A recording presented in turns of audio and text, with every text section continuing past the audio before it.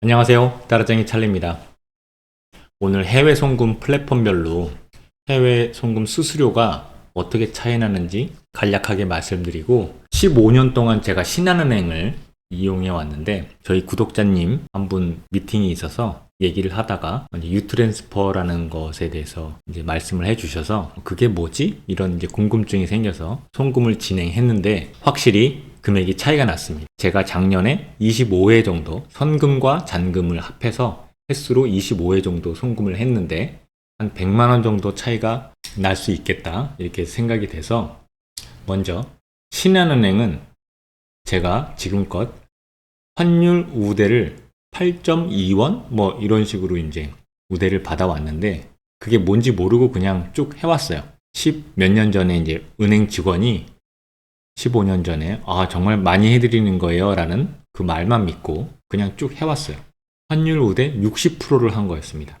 송금 확인증에 보면 은행에는 몇 프로 이렇게 안 돼 있고 몇 원 이렇게 돼 있습니다. 그 몇 원이 뭔지를 정확히 따져보니까 60% 환율 우대를 받고 있던 거예요.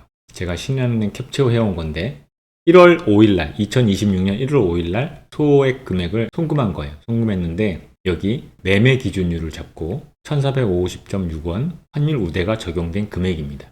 중요한 건 은행에서 수수료를 받아요. 5,000원. 이게 우대된 겁니다. 전신료 20불과 5,000원, 8,000원 합하면 대략 43,000원이 됩니다. 유트랜스퍼를 송금 보내면 송금 보낼 때 나오는 그 표입니다. 여기 보면 송금 수수료 27,000원이라고 돼 있죠.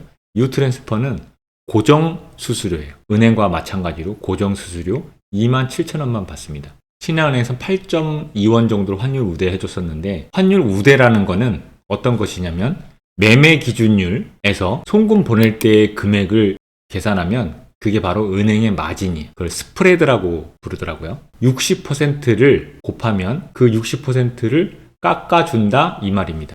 작년에 제가 25회 송금했고 선금 잔금 한 번씩 하면 이제 은행을 통해서 했고 그거를 이제 신한은행은 43,000원 그리고 만약에 유트랜스퍼로 했다면 27,000원의 차익이 1회에 16,000원 그래서 25번을 하면 40만 원 정도가 1년에 세이브가 되는 거고 환율 우대차가 또 있어요.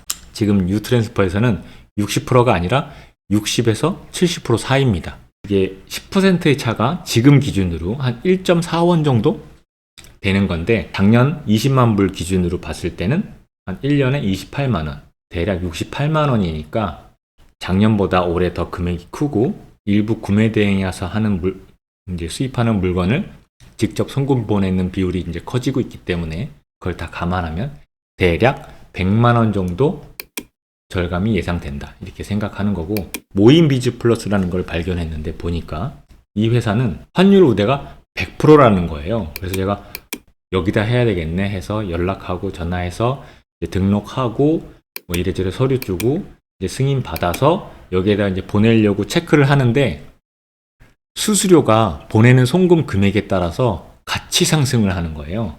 그래서 제가 요번에 보낸 5천 몇 불 되는 금액을 계산해 보니까 금액이 커지면 커질수록 수수료도 같이 커져서 오히려 그 유트랜스퍼보다 조금 더 이제 비싼 거를 이제 확인을 했습니다.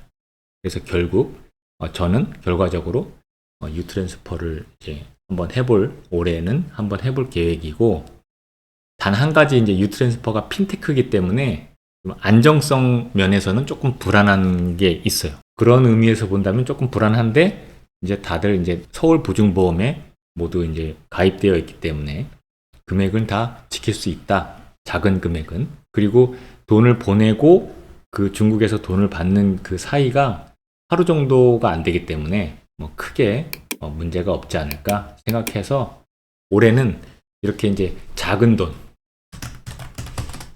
돈에 조금 더 집중을 한번 해보려고 합니다. 지금까지 따라쟁이 찰리였습니다. 감사합니다.